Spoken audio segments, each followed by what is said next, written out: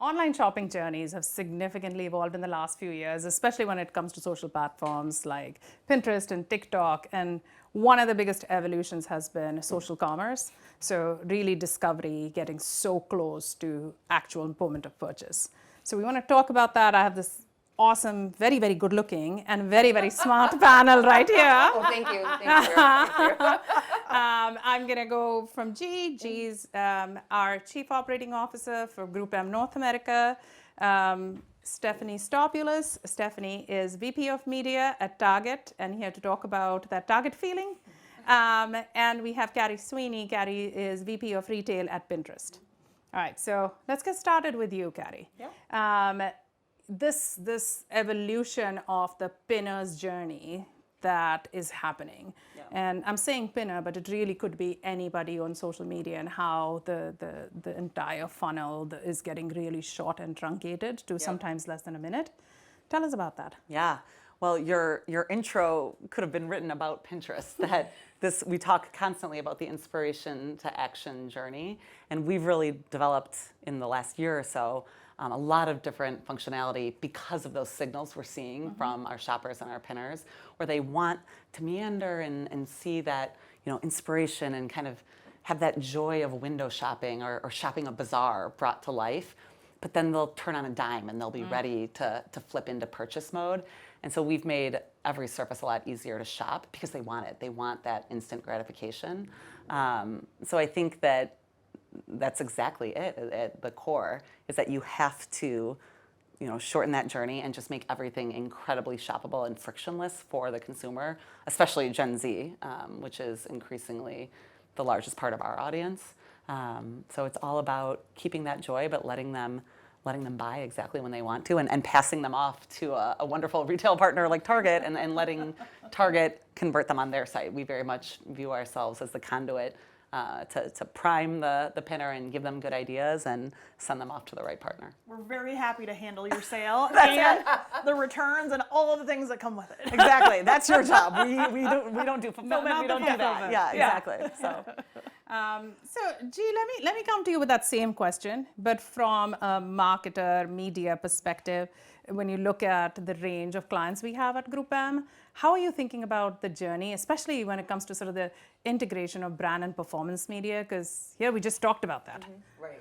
So I think I hope we're past that point where we're thinking about like the point of purchase, that moment when that action happens as performance. As Preeti likes to drill into my head, priming is what really kind of sets apart brands that can influence through to action versus those that struggle a little bit more. So it's become very apparent if you're in the modern phase of, in a modern era of performance, that you have to mine the inspiration discovery phase just as much as that last action or purchase point of conversion. And Pinterest is a great example of basically it's a window into Target, but personalized the way they want to curate it for themselves, the way they want to share it with others. And it's one of the early OG expressions of people like me, which is how I think about it for a lot of our clients. That's so well said. I mean, personalized discovery, that's such a big part of it. Definitely we see that in Target's own work. But can you talk to like how personalized discovery is coming to life for you, especially I mean, Gen Z, it seems like having two in my household, it feels like all they want is everything about people like me. Yeah, this is my exact taste. Yeah. Exactly. And I think to G's point, that's what we've hopefully always stood for, is being a place where you can explore and discover, find things that spark joy, not be as worried about pushing it out into the world and getting likes or getting affirmation. And right now I think we're having a moment, particularly driven by Gen Z, where that's very desirable. They don't want to feel that pressure and they want that exploration. So we launched an app, a standalone app, about a year ago that blew up with Gen Z, and it was called Shuffles at the time. And now we've integrated that functionality as collages into our core app, and it's such kind of a lightning rod for how this group likes to design. They like to cut images out, paste it in their own way. They don't want to just save a static Remember pin. us calling it a mood board at one point? Exactly. That's what it is. I mean, that's what Pinterest has always been. And it's really giving them a moment of expression that I think we've really kind of put our finger on something there inadvertently, and it's really taken off. And it speaks to their desire for personalization more so than any other generation. And we think every generation cares about it, and with them, you just can't, to your point, can't give enough of it to them. Yeah. So two things you said that I think, Steph, I'd love to get your opinion on. Sparking joy, for sure. Every time I think of Target, of course, that is one of the integral brand elements that we see, but also personalized experiences, because everybody has their own way to target. Can you talk to that? How are you thinking about that as a marketer? Sure. I mean, we're definitely going on a journey as it relates to that from a guest experience and a capability standpoint, just as American consumers are too. And I think the biggest thing that we're really integrating into that is the experience of what's happening on platforms, especially like Pinterest. And so absolutely, there's still moments that matter around true discovery that are defined as moments of discipline, right? So I need to find something on a specific budget at a specific cost in a specific way. That's a very specific journey, and we need to deliver for people on that. There's also more delight in the discovery kind of moments, and I think we're seeing expansion in both of those, but more so overlap across them and them living together in ways. And the ability to shop out in external media is creating these spaces for us to help people discover our brand in new ways that leverage our stores, that leverage same-day services like delivery and drive up, but really kind of remove all of the silos and edges of each one of those. So I think in terms of how we're bringing that to life organizationally, it's really pushing us to constantly ask ourselves a question of, is our org chart showing? Like, how are we bringing this to life in the right ways? I love that. Yeah. I can relate. Ask ourselves that question. Is our org chart showing? Are we bringing this to life in a way that's truly guest-centric and providing them the best experience? And then are we delivering those micro joy moments of discipline and then also delight? And that could be everything from I picked up my drive up order and now it comes out with Starbucks. And for a lot of people, that's a big joyful moment that can sometimes feel small, but it's all integrated together in one seamless experience, or at least we try to do that. It's making your customers feel seen. Yeah, and that's the personal element of that, is like understanding me enough to then lean in or lean out of those spaces tied to what I shop or what I browse, and bringing that to life in new ways. So. Yeah, and I think in the last few years, the biggest change, has been people shopping in store on their phones, or curating or comparing and all of that. Can you talk to both on the platform, and I'll come to you for that in a minute, but I want to hear how you are thinking about those digital experiences in store. How are you bringing this physical and digital world, knowing that sometimes that shopping moment, that actual shopping moment may happen on Target.com. Yeah, absolutely. So for us, it really speaks to the evolution and the power of the shelf concept. And so that's always been a very physical thing. And for a lot of groups of people, including Gen Z, it's still really powerful. We know that in most of those cases, it's shelf plus. And so it's shelf plus my device. And far more than almost any other platform when they're in store, they are on Pinterest. And so how are we bringing those together? How are we bringing the credibility and power of the Pinterest brand into ours and vice versa? Exactly. We're experimenting a lot of that in terms of in real life experiences.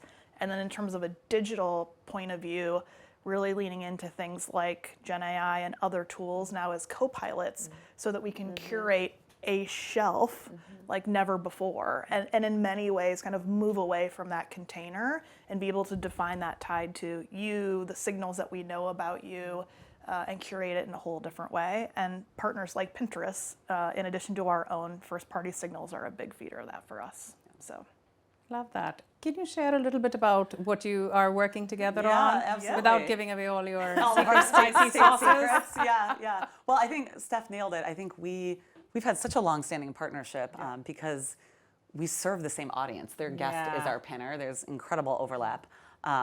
Upwards of 70 or 80%, I think. And we used to joke that even our logos kind of look like they could fit in each other or be the same. Yeah. But it's exactly that it doesn't matter where the insight or that initial trend originates, whether it's something you guys see, we see, but then how can it live across both platforms? So we've been talking a lot. I think, they called us in the beginning of the year and said, how do we write the next headline together on something new and something kind of inspirational all around discovery? So we mine all of our trends. We tend to see things earlier in Pinterest just based on the signals, and the trends tend to last longer. So I think it's really hard for marketers to act on a flash in the pan, 1 week trend that then dies, whereas we tend to predict them earlier, give people time, and then they last for 9 months or a year. So things, hot metals was a trend this year. You see silver shoes all over Cannes. Charms. Yeah, charm necklaces. Which Charms. clearly I have to show up for. Exactly. There's a reason I'm wearing this huge necklace. But I think that we've gotten very seamless at emailing Steph's team saying these are the trends coming for the coming month, week, year. How can they help their merchants merchandise that way? What does that look like in store? We're still talking about that. What does that look like in real life? Do we do an activation together on college campuses or something that just brings to life when people want to touch and feel the things they see digitally? We can give them the experience and meet them on their terms. Yeah, Carrie nailed it. Flash in the pans don't play super well with the CFO in our financial community, so being able to create a routine around that has been huge for us. Great. All right, so that's all I had. But before I let you guys go, we are at in the south of France at Cannes. So would love to have any final words of wisdom around what you're seeing here in this space of social commerce. I'll start with you, G. You kind of reminded me. I think social commerce was like almost a flash in the pan for us in the U.S., right? It had its moment in APAC. There was a lot of desire to try to replicate it, but without the underlying understanding of why trends like manifest in different ways in different cultures, right? So I want to kind of go back to consumer understanding, probably the most important in unlocking application of anything new. And yeah. Yeah. I mean, I love the spirit of Cannes and its history and creativity, and I feel like there's so many things that I see people doing in markets outside of the U.S. that I just have awe and wonder of, and also unapologetically want to steal with pride and reapply. We were just talking about someone. Yeah, in our market. I think that's really special, and I feel like for Cannes, it's really a true special place for relationships. And the three of us all started working together in cubicles at an agency a long time ago. No, not a long time ago. A moment. Just 5 years. So yeah, keep working the flow charts, do the things while you're watching this video, and then it enables things like this to happen. And those trusted business relationships really matter, and they live here in a really meaningful way. So it's good to see you both. All right. So Likewise. well said. I can't follow that. I know, but please do. But I'll try. But I Bring have back to. to social commerce. I do. I think similar to how Steph started, when you walk down these streets, you just see the outfits you see here. You just don't see things like this when you're here. And I think it reminds us all of the power of personalization and what Gen Z wants more than anyone. And there's something about giving them tools, social commerce tools, to express themselves, to be creative, and doing it in a safe way. There's a way where we can do it where mental health isn't at risk, or it doesn't make them feel competitive or bad about themselves. And so I think this place brings out the best of what we're trying to do at Pinterest and do with partners like Target, and say, you can bring beautiful ideas to life, you can let people put their own spin on it, and you can do it in a way where they leave feeling happier and calmer and more joyful. We did research with Berkeley that showed that if you expose yourself to 10 minutes of inspiration a day, however you define that, your mental health increases. And so how can platforms hold themselves to a higher standard and be that kind of oracle of goodness for people and for brands?